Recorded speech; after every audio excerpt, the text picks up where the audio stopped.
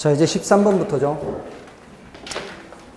다음은 주택정책 중 임대료 보조 정책에 대한 설명이다. 저가주택 시장에서 발생하는 효과가 아닌 것은 임대료 보조는 저소득층한테 하는 거죠.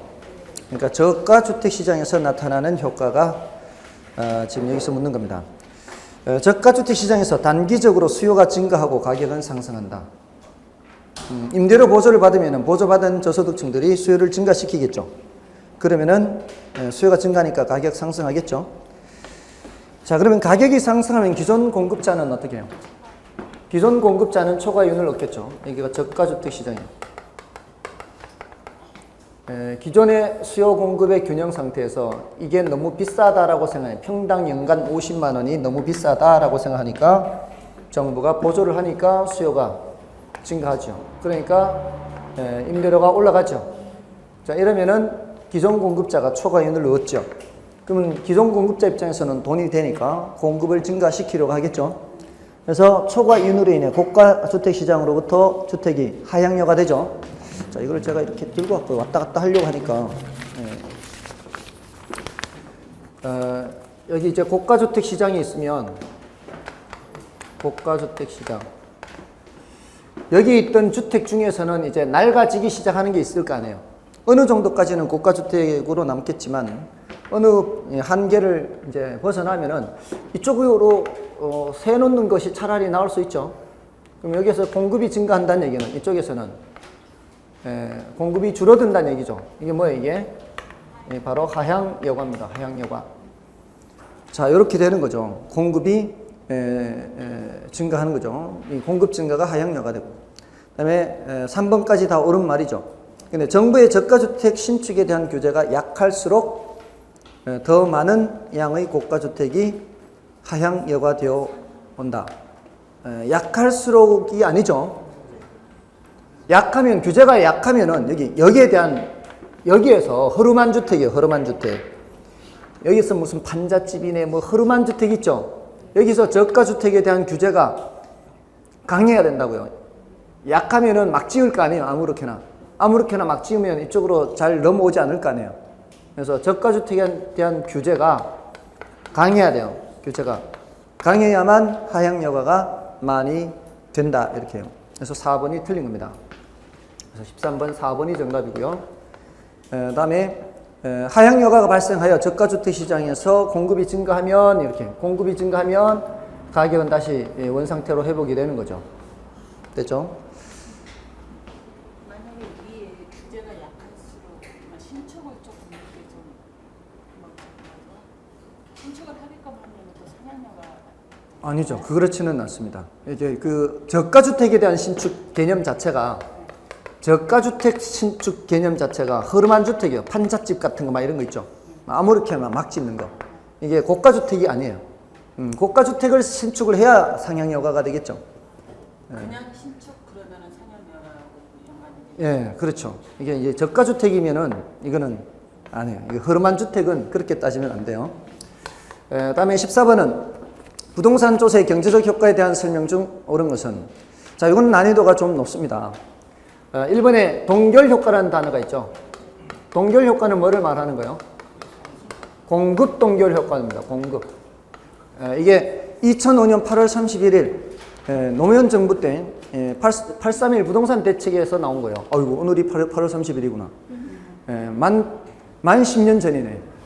2005년 8월 30일 831 대책 때 그 양도소득세를 엄청 매겼거든요. 양도소득세를 엄청 매기니까 어떤 효과가 나타나는가 하면은 그때의 경제 상황은 이런 상황이었어요. 투기적 수요 때문에 수요가 많이 증가했어요. 이 수요가 증가한 게 뭔 수요 증가라고요? 투기적 수요가 많이 증가했어요. 이 투기적인 수요자들은 뭐를 노리는 거예요? 시세 차익. 그러니까 정부 입장에서는 그 시세 차익, 양도 차익이죠. 양도소득세를 매기면은 어떻게 될 거라고 생각한 거예요. 다시 투기적 수요가 줄어들 거라고 생각한 거죠. 자, 그런데 문제는 이 사람들은 가만히 있고요. 이 사람들은 산지 얼마 안 됐잖아요. 산지 얼마 안 됐으니까 뭐 시세 차익도 얼마 별로 나지도 않았어요. 근데 문제는 한 5년 전, 10년 전에 이미 샀던 사람들. 그런 사람들이 이제 물건 내놓고 팔라고 봤더니만 이 골치 아픈 거죠. 한 10년, 15년 동안 갖고 있다가 이제 팔라고 하니까 양도소득세 엄청 내게 생겼으니까 내놨던 것도 이제 걷어들여버린 거예요. 내놨던 것도 걷어들이니까 시장에서는 원래 이렇게 정부가 의도한 건 이거죠. 정부 의도는 뭘 의도했는데? 정부 의도는 투기적 수요를 줄여서 이렇게 가격을 안정화시키려고 한 거예요, 다시. 근데 나타난 결과는 뭐예요, 결과는 공급이 감소한다는 거죠, 공급이 감소. 내놨던 것도 걷어들여버려. 이런 식으로. 그러니까 가격이 오히려 더 올라가요. 이게 동결 효과예요, 공급 동결 효과. 자, 그래서 이러면은 가격이 상승하게 돼요, 상승. 그래서 틀렸고요. 다음에 2번은 공급의 가격 탄력성은 탄력적이고 수요의 가격 탄력성은 비탄력적인 시장에서. 자, 이런 거 읽을 때 어떻게 해요? 공탄, 수비탄 이렇게 간단하게 공탄, 수비탄 이렇게 읽어야 쉽게 눈에 들어온다고요. 공탄, 수비탄이면은 누가 더 비탄력적이니까? 수요가 더 비탄력적이니까 누가 더 많이 부담한다? 수요자가 더 많이 부담. 얘가 더 많이 부담하고 얘가 탄력적인 쪽이 덜 부담하고, 맞죠? 근데 여기는 누가 더 부담한다는 데 있어요? 공급자가 더 많은 했으니까 틀렸죠? 네, 틀린 거예요. 다음에 3번은 3번이 옳은 말이에요. 임대주택에 재산세가 부과되면은 부과된 세금은 장기적으로는 누구한테 전가될 수 있어요? 임차인한테 전가될 수 있어요. 결국은 세금만큼 공급자 입장에서는 비용이 더 많이 발생한 셈이잖아요. 결국은 그만큼 비용을 임차인들이 부담하지 않으면은 공급을 안 할 것이기 때문에 결국은 임차인에게 전가될 수 있습니다. 다음에 4번은 토지 이용을, 이거는 뭐 별로 어렵지 않죠. 특정 방향으로 유도하려면은 어떻게 해야 돼요? 용도에 따라 달리 부과해야 되겠죠. 토지 용도에 따라 달리 적용해야 돼요, 세율을. 다음에 5번이 어렵죠, 또. 자, 5번 어려워요. 근데 이 지문은 벌써 시험에 여러 번 출제됐어요. 다만 어렵기 때문에 지금까지는 정답 지문으로 등장하는 것이 없습니다. 토지의 공급 곡선이 완전 비탄력적인 상황이에요. 이런 상황이에요. 그럼 수요가 이렇게 되겠죠. 자, 이런 경우에는 토지 보유세가 부과되면 자원 배분 왜곡이 크게 발생한다. 자, 이 말이 어렵단 말이에요. 자원 배분 왜곡이 뭐냐? 자원 배분 왜곡을, 이거는 경제학에서 굉장히 어려운 개념인데요. 좀 쉽게 여러분들 이해하기 쉽게 말씀을 드린다면 이런 거예요. 이 자원 배분이라는 거는 효율적으로 돼야 되는 거 아닌가요? 자원은 효율적으로 배분돼야 되는데 왜곡이 된다는 얘기는 효율적으로 자원 배분이 되는 게 아니란 얘기예요. 그러면 효율적으로 자원 배분이 되는지 안 되는지는 뭘 보고 판단하는가 하면은 민간에 맡겨놨을 때 시장의 균형 상태 있죠. 민간에 맡겨놨을 때 시장의 균형 상태, 이 상태가 가장 효율적인 자원 배분 상태예요. 사람들이 이게 가장 좋다라고 생각해서 요만큼의 재화를 생산하는 겁니다. 제가 밀가루 예를 많이 들었어요. 밀가루를 가지고 국수를 만들 수도 있고 빵을 만들 수도 있는데, 국수를 만드는 경우에 국수는 이렇게 많이 남고요. 빵은 모자란다면은 그럼 밀가루라는 자원을 효율적으로 사용 못한 거죠. 맞잖아요. 이거는 한쪽에서는 남아서 문제고요. 한쪽에서는 모자라서 문제잖아요. 그거는 이쪽에서 사용됐을 밀가루를 이쪽으로 사용했으면 훨씬 효율적인 자원 배분이죠. 자, 그럼 제가 뭘 말씀을 드린가 하면은 자원이 효율적으로 배분된다는 얘기는 적정량보다 많이 생산되지도 않고요. 적정량보다 적게 생산되지도 말아야 돼요. 딱 맞게 생산돼서 딱 맞게 떨어져야 돼. 근데 여기요, 자본주의 사회에서는 시장에 맡겨놓으면 자연스럽게 돼요. 자본주의 사회에서는. 왜요? 지금 빵이 모자랐다 그랬죠. 빵이 모자라면은 빵 가게 주인들이 돈을 더 주고서라도 밀가루를 사가지고 갈 거라고요. 지금 이 국수는 남아돌았다 그랬죠. 남아돈다는 얘기는 이게 국수 가격이 당연히 떨어졌을 거라고요. 그러면은 비싼 돈 주고 밀가루 못 사옵니다.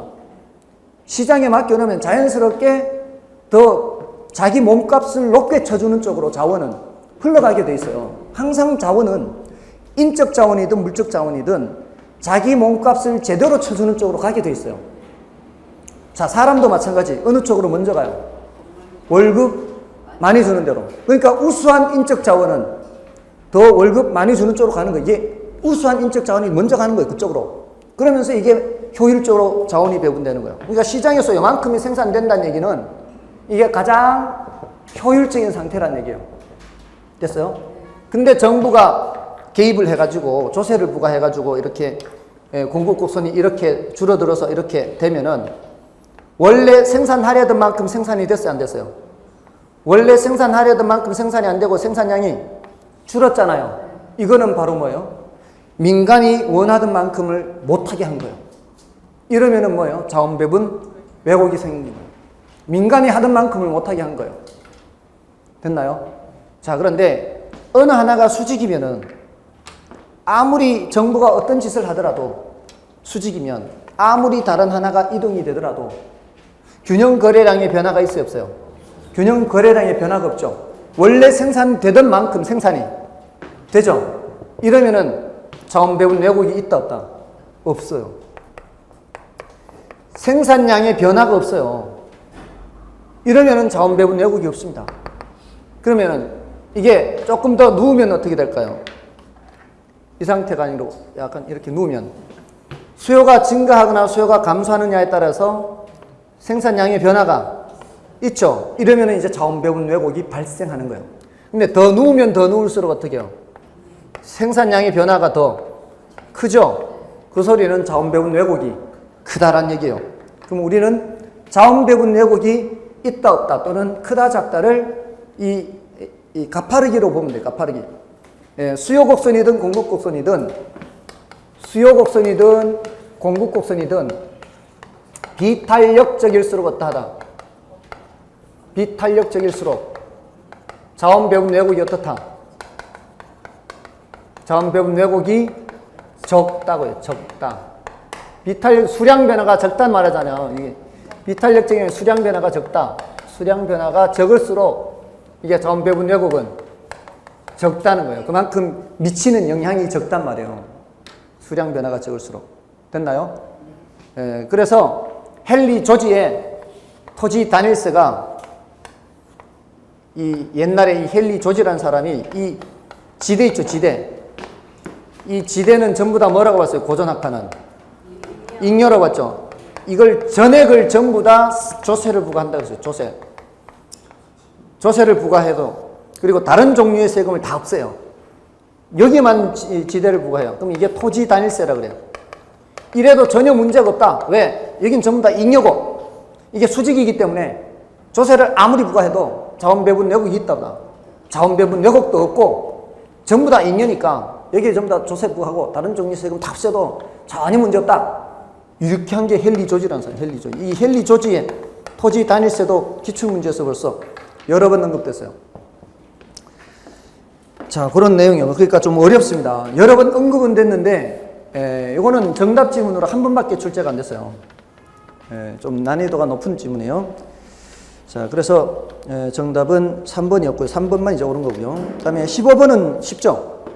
15번 간단합니다. 요거는 이제, 그 장점으로서 가장 적당히 유동성은 낮잖아요. 이런 거는 이제 그저 주는 거고요. 그러니까 이 15번 같은 게 아까 몇 번이죠? 이 8번 같은 거, 뭐 9번도 약간 거기에 비슷한 거고요.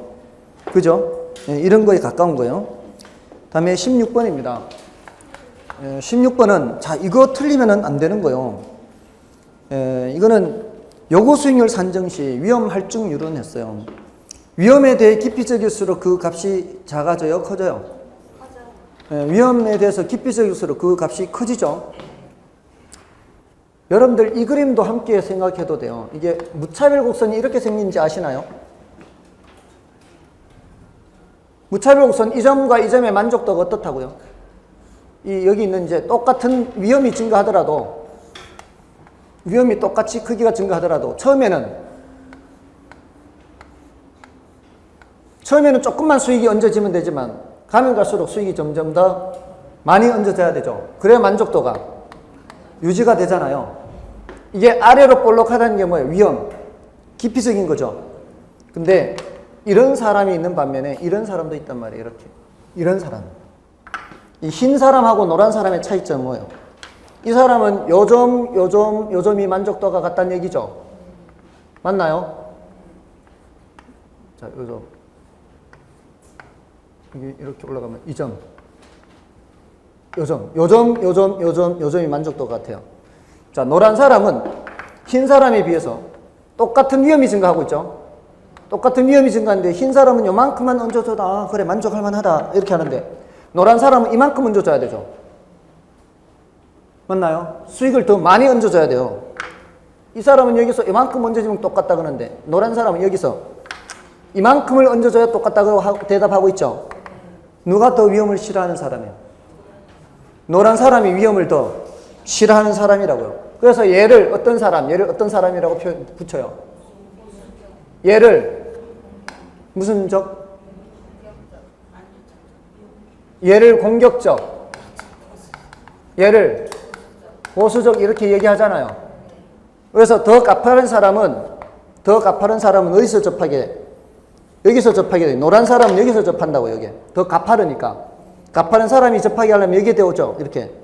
완만한 사람은 이렇게 접하죠. 이렇게 다르단 말이에요. 둘 다 위험 기피적이죠. 위험 기피적인 사람 중에서 이 말이에요. 위험 기피적일수록 요구하는 수준은 어때요? 더 기피적일수록 요구하는 수준은 더 크다 이 말이에요. 됐나요? 그래서 1번이 틀린 거예요. 1번이 틀린 겁니다. 다음에 기대 수익률은 뭐 투자로부터 기대되는 예상 수익과 예상 지출로 계산되는 수익률이고요. 다음에 요구 수익률이란 최소한의 요구 수익률. 이건 별로 어렵지 않고요. 또 요구 수익률은 피셔 효과 뒤에 붙여 이제 인플레이션 붙이는 거죠. 요구 수익률 뒤에다가 무위험률 더하기 위험 할증률 더하기 예상 인플레이율 요거 붙이는 거를 피셔 효과라고 하죠. 피셔라는 사람이 주장을 했다고 해서. 다음에 5번은 실현 수익률이란 투자가 이루어지고 난 후에 현실적으로 달성된 수익률로서 실제 수익률 또는 사후 수익률이라고 하고요. 이건 뭐 다른 건 특별히 설명드릴 게 없습니다. 그 다음에 17번은 정답이 몇 번인가요? 2번이 정답이죠. 이거는 아주 쉬운 지문이 정답이 된 겁니다. 1번 지문이 틀린 거는 최적 자산 포트폴리오는 자금을 부동산 주식 예금에 각각 3분의 1씩 투자한 것이 된다. 각각 3분의 1씩 투자한 것은 아니죠. 그건 틀렸고요. 그 다음에 3번에 포트폴리오를 구성한다고 해서 비체계적 위험까지 제거되는 것은 아니에요. 비체계적 위험은 제거되는 거죠. 체계적 위험을 제거할 수 없는 거고요. 그 다음에 4번은 위치가 고정되어 있어서 포트폴리오 구성이 용이한 것은 아니에요. 어려운 것은 아닌 거죠. 오히려 지역에 따라서 분산 투자할 수 있죠. 그래서 틀렸고요. 그 다음에 5번도 마찬가지. 체계적 위험은 제거할 수 없고 비체계적 위험을 제거하는 겁니다. 그 다음에 18번은 간단한 거죠. 실전에서는 요거보다도 더 어렵게 출제됐어요. 작년에는. 지금 투자 비중이 20%. A에 0.2, B에는 0.3, C에는 0.5 이렇게 되어 있나요? B가 0.5인가요? B가 0.5, C가 0.3. 자, 이렇게 되어 있는데 지금 A가 지금 호황 불황이 지금 6, 4잖아요. 그 다음에 여기는 8, 4인가요?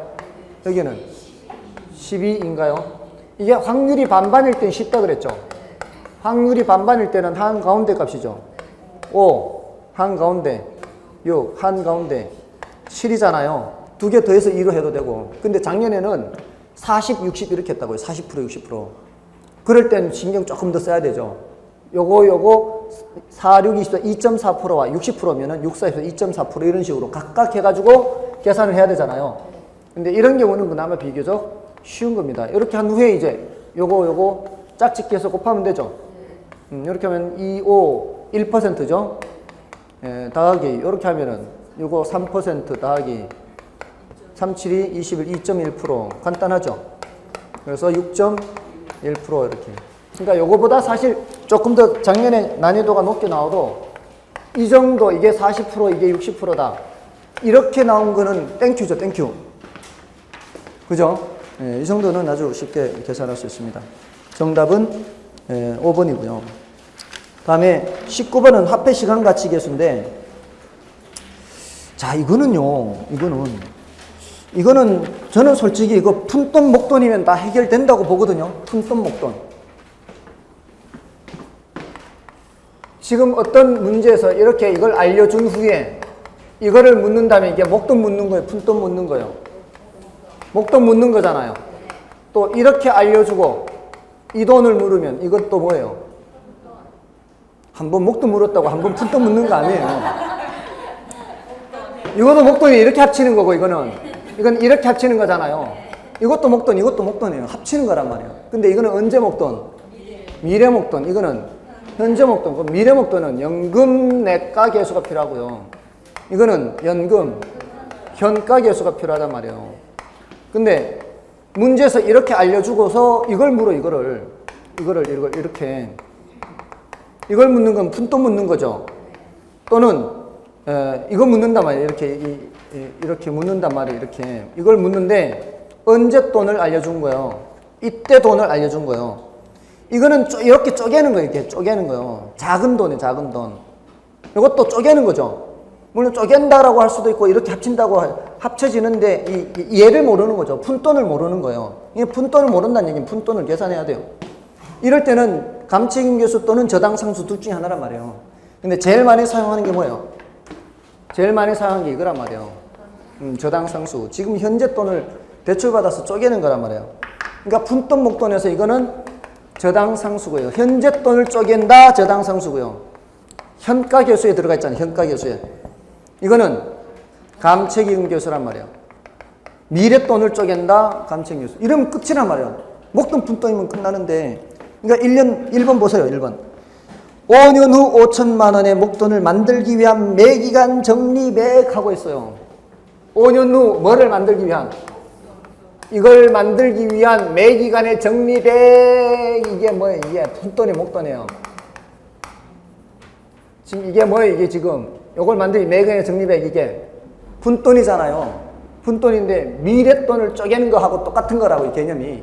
그럼 뭐예요 이게? 감책임계수죠. 자, 그럼 감책임계수 찾아야 될 거 아니에요. 감책임계수 어디?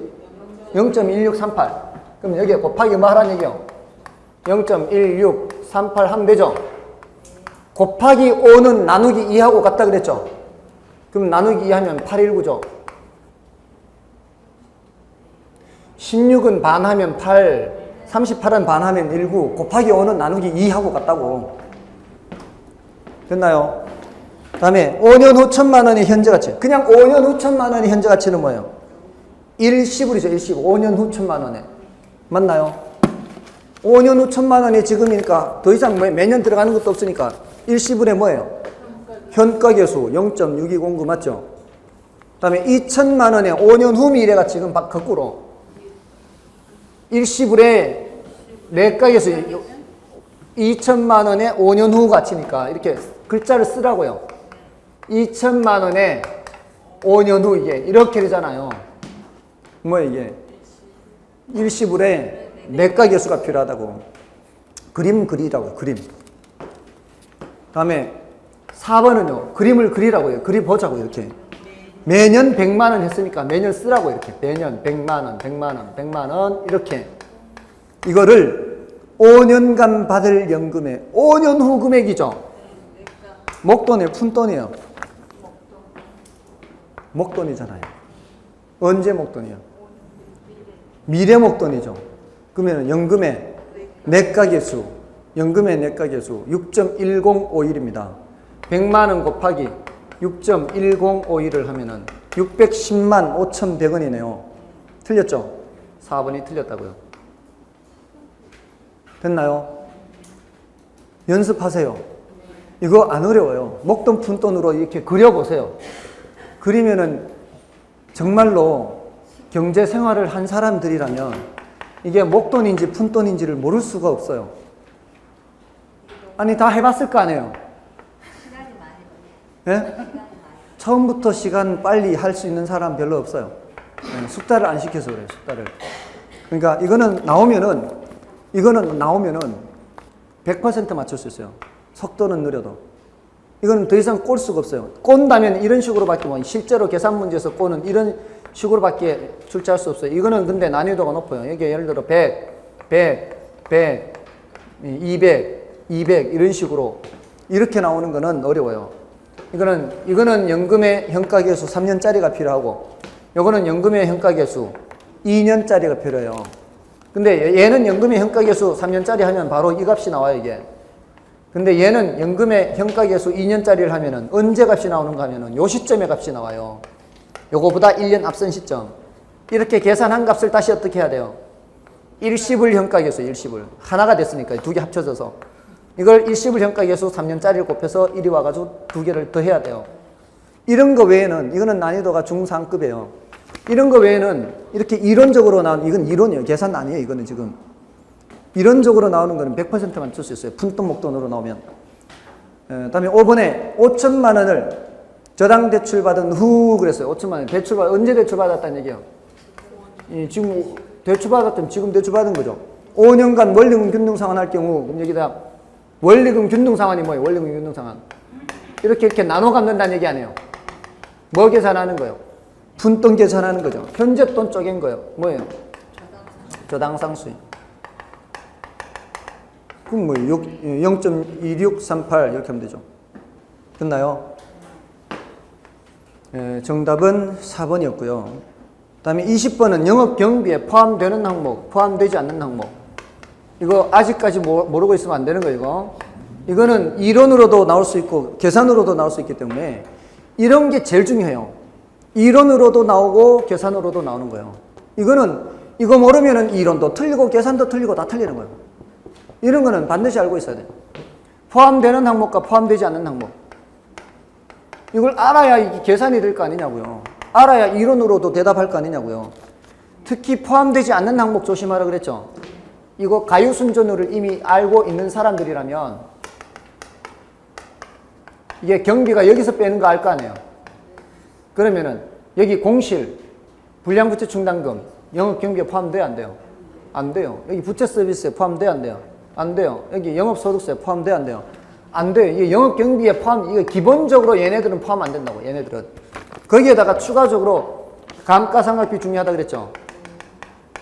감가상각비는 영업경비에 포함 안 돼요. 그 다음에 자본적 지출, 이 두 가지는 무조건 알고 있어야 되고, 가장 중요한 게 요놈이고요. 근데 우리 시험에 뭐까지 나왔다고요? 소유자 급여. 자, 소유자가 지 월급 달래요. 지 월급, 소유자가. 그게 경비라고 하면 돼요, 안 돼요? 지 실컷 놀다가 와가지고는 지 월급 달래. 이거는 지 소득을, 세후 소득을 미리 땡겨가는 거예요. 가불한 거예요, 가불. 그는 소득을 지금 미리 땡겨, 세후 소득을 미리 가져가는 거예요. 그 다음에 개인적인 업무비. 이건 지 개인 비용이에요, 개인 비용. 개인 업무비는 소유자의 개인 비용을 말하는 거라고요. 이런 것들은 영업경비에 포함시키지 않는다고요. 근데 포함되는 걸로 조심해야 되는 게 뭐예요? 포함되는 걸로 조심해야 되는 게 재산세, 재산세.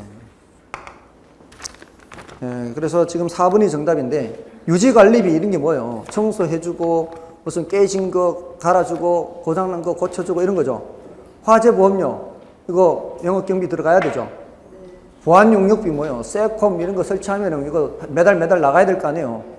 이런 건 다 포함시켜야 되죠, 경비에. 그래서 4번 정답이고요. 그 다음에 21번은, 자, 이거는 내부 수익률하고, 이게 타당성 여부를 묻는 거죠. 문제에서 내부 수익률을 물으면 나는 뭘 대답해야 돼요? 문제에서 내부 수익률 물을 때 여러분들 지금 이거 어떻게 푸셨어요? 내부 수익률 이렇게 물었어요. 내부 수익률은 지금 유출이 지금 현재 3억이죠. 1년 후에 유입이 3억 3천인데 유입 현가 하려면 1 플러스 이 할인율이 있어야 되죠. 유입 현가죠, 이제. 유입 현가와 유출 현가가 같도록 하는 요 값이 바로 뭐예요? 역시 내부 수익률이죠. 이렇게 푸셨나요? 이렇게 푸셨으면 참 잘 배웠어요. 근데 그렇게 풀 필요가 없어요. 문제에서 내부 수익률을 물으면 내부 수익률은 뭐하고 같은 개념이에요? 기대 수익률과 같은 개념이라고요. 굳이 그럴 필요 없이 아니 3억 나가서 3억 3천으로 돌아오면 얼마 새끼 쳐서 온 거예요? 10% 끝났지 그게. 아시겠어요? 문제에서 내부 수익률을 물으면 이렇게 풀 필요 없다 이 말이에요. 이게 표준적인 방법이긴 하지만 아니 바로 보이잖아 이게. 또 지금 1100만 원이 나가서 1320으로 돌아와요. 자 그러면 이건 내부 수익률 몇 프로예요? 1100분의 새끼 친 게 얼마예요? 1100분의 새끼 친 게 1320이에요? 요 1100을 빼야 원금을 빼야 될 거 아니에요. 220이잖아. 220 맞나요? 이러면 끝이라고. 그냥 그 기대 수익률 계산하면 된다고. 기대 수익률 계산하면 그게 바로 뭐 계산한 거라고요? 내부 수익률 계산한 거라고. 됐나요? 그렇게 계산하면 돼요. 그럼 20% 0.2, 0.20%. 문제에서 내부 수익률을 물으면 이렇게씩 세울 필요 없이 어떻게 한다고요? 기대 수익률 대답하면 된다. 기대 수익률. 됐습니까? 자, 됐고요. 그래서 10%고 타당성 있죠? 예. 다음에 22번은 투자 분석 기법에 대한 것인데 이거는 그렇게 어려운 문제는 아니에요. 1번에 보시면 순역급법, 내부수익법, 수익성지수법은 화폐 시간 가치를 고려하지 않는 방법이다. 맞죠? 자, 틀렸죠? 고려하는 방법이죠. 근데 이거 틀린 분들은 반성하셔야 되는데 이거 1일 모의고사에도 나왔거든요. 냈어요, 제가. 1일 모의고사도 냈는데 이거를 틀렸다면 이건 정말 공부 안 한 거예요. 많은 거 풀 필요 없어요. 지금 갖고 있는 거나 제대로 풀어요. 아니 뭘 그렇게 여기저기 뭐 볼 필요도 없어. 갖고 있는 것도 다 못 풀고 있는데 그것도 다 모르고 있는데 아니 냈던 거 똑같이 내는데 아니 정말 그 말이 맞는가 봐. 아니 저 직원이 예전에요. 직원이 제가 지금 스탠바이 하고 있어요. 지금 안에서 풀고 있고. 근데 와서 막 잘못했더니 큰일 났다는 거예요. 문제를 지난주 거 줬대요. 지난주 걸 줬대. 잘못해가지고. 이번 주 거 안 주고. 근데 사람들이 모르고 계속 풀고 있어요. 지난주 걸 풀고 있어 계속. 지난주 건지도 몰라. 정말 심각한 거 아닙니까 이거? 그래서 어떤 분은 제가 들은 얘기인데요. 어떤 분은 문제를 똑같이 냈던 거를 그래도 모른대. 똑같이 내도 모른대. 정말인지 거짓인지 모르겠는데 네. 저도 한번 해볼까요? 아니 지금 이거는 같은 거예요. 이거는 아니 문제 요 순서는 좀 바꾸고 이렇게 바꾸긴 바뀌었는데 또 완전히 똑같지는 않은데 똑같은 거나 다름없어요. 다음에 이번에 순영가법에서는 재투자에 대한 할인율로서 내부 수익률을 사용하고 내부 수익률법에서는 요구 수익률을 사용한다. 말이 돼요, 안 돼? 이게 당연히 순영가법 이 NPV죠. NPV나 PI 수익성 지수법은 빼기 하느냐 나누기 하느냐 외에는 다 똑같기 때문에 할인율은 모두 다 요구 수익률이에요. 내부 수익률법은 내부 수익률이고요. 재투자 수익률도 마찬가지예요.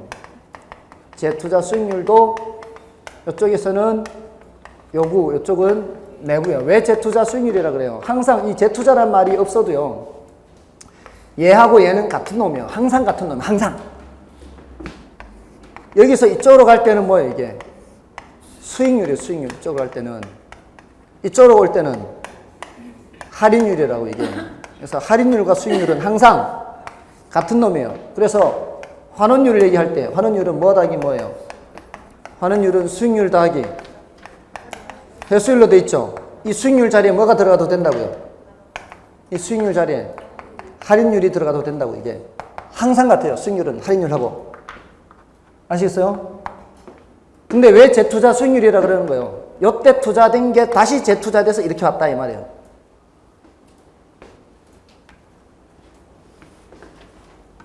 지금 100만 원이 투자돼서 2년 뒤입니다. 2년 뒤. 2년 뒤에 121만 원이 돼요. 2년간 수익률은 몇 프로예요? 2년간 수익률은 몇 프로? 21%죠. 100만 원이 121만 원 됐으니까. 그러면 연 몇 %일까요? 라고 하면 뭐라고 대답해야 될까요? 연 10.5% 이러면 안 된다 이 말이에요. 이 100만 원이 10%의 수익을 내면은 이때 얼마가 돼요? 110이 되죠? 요거를 찾지 않고 재투자했단 말이에요. 몇 프로로 재투자한 거예요? 10%로 재투자한 거예요. 그래서 120일이 된 거예요. 그러니까 연간으로 따지면은 10%씩 발생한 거예요. 10%씩 재투자됐다 이 말이에요. 10%씩. 아셨어요? 연간 단위로 재투자 이렇게. 그래서 이런 표현을 쓰는 거예요. 그래서 가끔 가다가 막 금융기관 앞에 갖다 써붙이면 5년간 막 25% 이러잖아요. 5년간 25%. 그럼 막 엄청난 수익률 같죠? 천만에요. 연 5%도 안 된다 이 소리예요. 이걸 갖고 연 5% 이러면 안 된다 이 말이에요. 뭔 뜻인지 아시겠죠? 재투자 대투자 돼서 여기에 100만 원 하던 것이 여기에 125만 원 됐다는 얘기예요. 이게 5년간. 이거를 다섯으로 쪼개면은 이게 4점 겨우 뭐 될까나 말까, 4% 될까나 말까. 예? 이 복리 계산이기 때문에 그런 의미라고요. 그래서 재투자 수익률 이런 말을 쓴다고요. 연간 단위로 하는 거예요. 연간 단위로. 아시겠어요? 자, 됐고요. 그래서 2번 틀렸고 3번에 요구 수익률은 자본 유입의 현가와 자본 유출의 현가를 동일하게 만드는 할인율을 의미한다. 이게 요구 수익률이에요. 내부 수익률이에요. 내부 수익률이죠. 내부 수익률을 얘기할 때 그렇게 얘기하잖아요. 유입 현가와 유출 현가를 같게 하는 거 이렇게. 그러니까 어떤 주제에서 문제에서 묻잖아요. 이게 요구 수익률하고 내부 수익률 나오잖아요. 그러면 머릿속에 딱 연상을 시켜서 요구 수익률과 내부 수익률 비교하는 걸 딱 연상을 하라고요. 그게 공부예요. 공부라는 게 특별한 게 아니라 어떤 얘기가 나왔을 때 이런 비교하는 거 이게 NPV와 IRR 순현가법과 내부 수익법, 요구 수익률과 내부 수익률 이렇게 하면은 얘의 뜻이 뭔지 연상을 함께 하라고요. 내부 수익률이 뭐더라? 순현가가 0이 되도록 하는 할인율, 수익성 지수가 1이 되게 하는 할인율, 유입현가와 유출현가가 같게 되도록 하는 할인율. 이게 연상이 되도록 준비를 하고 있으라고요. 그러면은 이런 것들은 굉장히 빨리 풀 수 있어요. 몇십 초 이내, 1분까지 갈 필요도 없어요. 그래서 틀렸고요. 다음에 4번 순소득 승수를 자본 회수 기간이라고 하죠. 이는 기업이 정한 목표 회수 기간보다 짧을수록 유리합니다. 그러나 자본 회수 기간법은 화폐 시간 가치를 고려하지 않는 단점이 있습니다. 이게 옳은 표현이에요. 다음에 순현가가 동일한 투자안이 두 개 있을 때에는 초기의 현금 투자가 큰 사업을 선택한다. 초기의 현금 투자가 작은 걸 선택하는 거예요. 당연히 적게 투자해서 같은 수익을 얻는 게 낫죠. 그래서 틀렸고요. 다음에 23번은 정답이 몇 번일까요? 23번은 정답이 5번이에요. 5번. 자, 그럼 1번이 뭐가 틀린 거예요?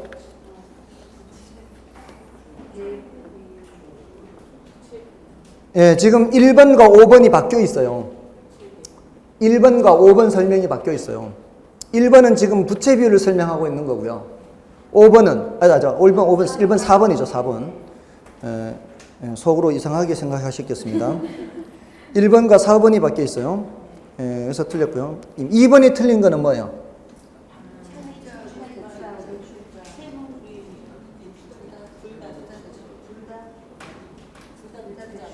둘 다 대출자 위험이에요. 둘 다 대출자 위험. 그게 바뀌어 있는 게 아니고요.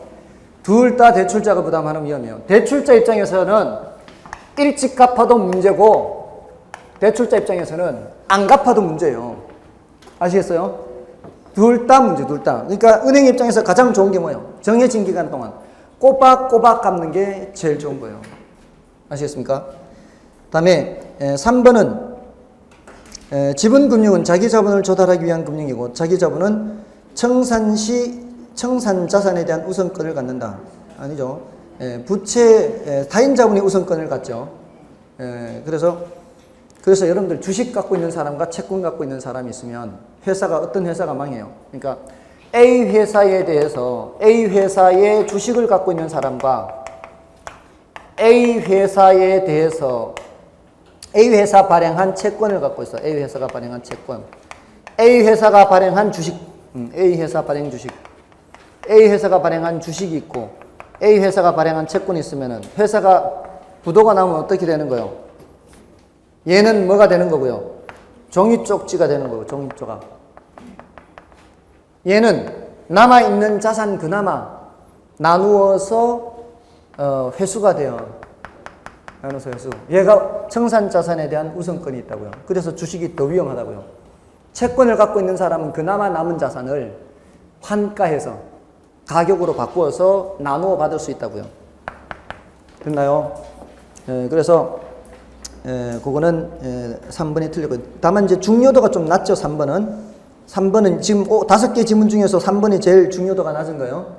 그다음에 부채금융은 타인 자본을 조달하기 위한 금융이고, 채권 발행이나 차입 등을 통해 이루어지며 소구금융이 원칙이다.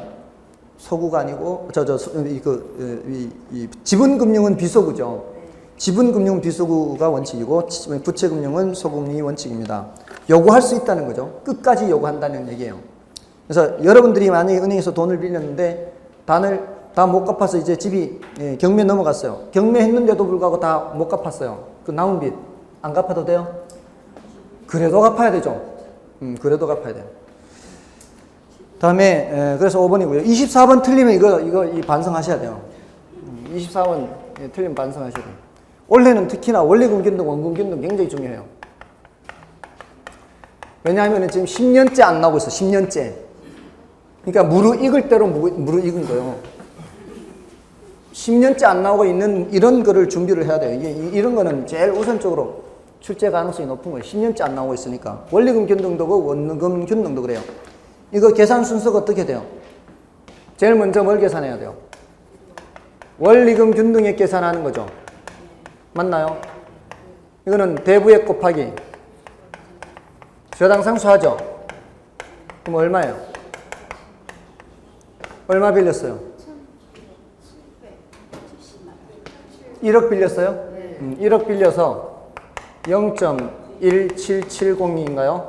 그럼 1770만 원이고, 두 번째는 이자 계산하죠. 근데 첫 회잖아요, 첫 회. 첫 회 이자는 항상 빌린 대부액에다가 이자율을 곱하는 거죠. 대부액에다 이자율을 곱하는데, 이게 월이자인지 연이자인지 요거 조심해야 되죠. 근데 월이에요, 연이에요, 이게? 연이죠. 그러면은 1억 곱하기 연이자 몇 프로예요? 12%죠. 그럼 얼마예요? 1200만 원이죠. 맞나요? 그럼 세 번째, 원금 상환분을 계산하는 거죠.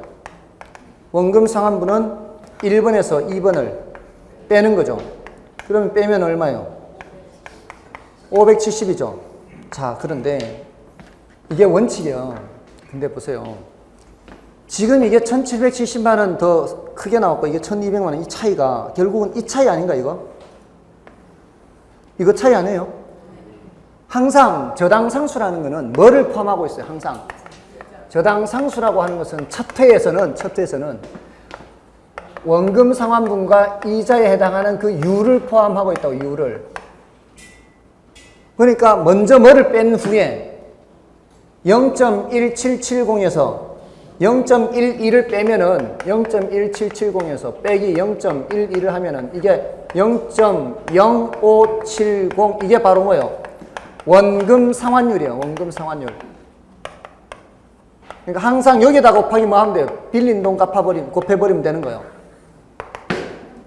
아시겠어요? 항상. 그러니까 금액이 2,500만 원. 대출받은 금액이 2,500만 원. 저당 상수가 0.05423. 0.05423. 그 다음에 이자율이 0.03 하면 어떻게 하라고요? 빼라고, 이렇게. 저당 상수에서 빼면은 0.002423 나오면 곱하기 2,500만 원 하면 된다, 이 말이에요. 아시겠어요? 원리금 균등 나오면 좋겠죠? 간단해요. 그냥 저당 상수에서 이자를 빼서 그냥 바로 그냥 대출받은 금액 곱하면 되는 거예요. 아셨어요? 다음에 25번 저당 유동화에 대한 다음 설명 중 틀린 것은. 자, 여기서는 저당 유동화란 저당권 또는 저당 채권을 유통시키 현금함으로써 자금이 부동산 시장으로 유입되게 하는 것을 말한다. 맞고요. 저당 유동화가 이루어지는 시장은 저당 채권의 매각을 통한 현금화 및 저당 채권 집합을 근거로 하는 증권화를 포함하는 시장이다. 저당 유동화하면 저당 유동화 구조를 나타내는 요 도표를 생각을 하시고요.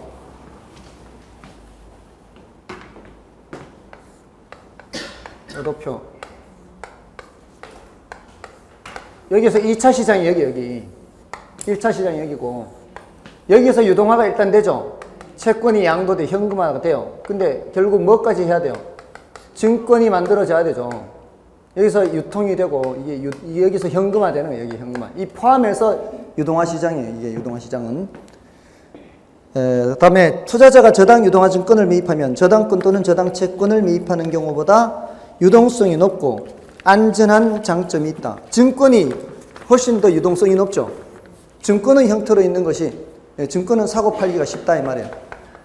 그다음에 저당 유동화는 1차 금융기관에 얘네들의 뭐를 높일 수 있다. 얘네들의 유동성을 높일 수 있죠. 현금을 마련하기 쉬우니까. 그다음에 5번이 틀렸습니다. 자, 생각해 보세요. 저당 채권의 매각을 통하여 얘네들이 1차 금융기관이에요. 1차 금융기관이 갖고 있는 저당 채권을 매각해요. 이쪽으로 팔아요. 그럼 원래 얘네들이 얘한테 돈 빌려줄 때는 무슨 수익을 얻으려고 돈 빌려주는 거예요? 이자 수익 얻으려고 돈 빌려주는 거 아니에요? 근데 그거를 지금 팔았다는 얘기는 이자 수익을 포기하겠다는 얘기 아니에요? 맞잖아요. 왜 이자 수익을 포기하고서 이걸 팔아요? 돈이 없으니까 파는 거 아니에요? 대신 이쪽으로 넘긴 대신에 얘네들이 원리금을 갚으면 전달해주는 역할을 한다 그랬죠? 대신 그 대신에 이제 수수료를 받는다고, 수수료. 근데 그 수수료 수입이 이자 수익보다 크겠냐고. 이자 수익보다는 훨씬 적죠. 그래서 이자 수익을 포기하고 수수료 수입을 얻는데 수수료 수입은 사실 얼마 안 돼요. 그래서 반대로 돼 있죠. 이자 수익은 감소하고 수수료 수입은 증가하고 이렇게. 그다음에 26번 우리나라의 주택금융제도에 관한 설명으로 틀린 것은 자, 요거는 이제 4번이 틀렸죠. 4번은 조금 전에 이 25번과도 관련이 있어서 저당 채권 유동화 제도는 금융기관의 유동성을 증가시키죠. 4번이 틀렸고요. 지금 1번은 뭐를 말하는 거예요? 1번은 주택연금 제도를 말하는 거죠. 지금 시행하고 있고요. 그 다음에 2번은 1차 주택 저당 대출 시장, 요걸 말하는 거죠.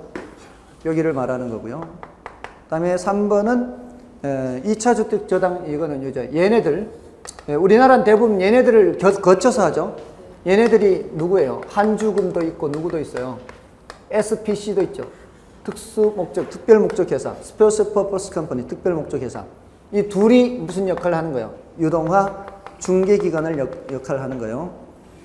그 다음에 5번은 은행에서 전세대출을 받을 때 한국주택금융공사가 차입자들의 신용보증을 지원하는 제도가 있죠. 이건 이 정도는 됐고요. 그럼 쉬고 27번부터 보겠습니다.